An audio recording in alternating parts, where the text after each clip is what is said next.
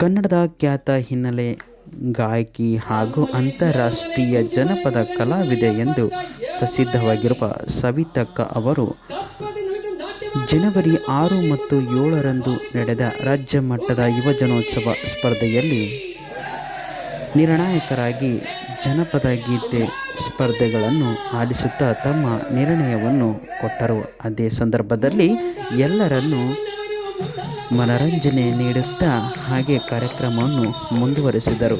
ಬನ್ನಿ ಅವರ ಧ್ವನಿಯಲ್ಲಿ ಒಂದು ಹಾಡನ್ನು ಈಗ ಕೇಳೋಣ.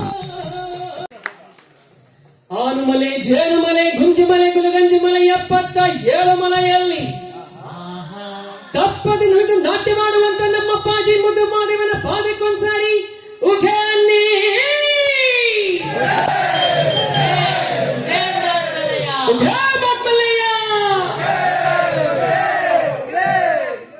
ಮುಂಗಾರು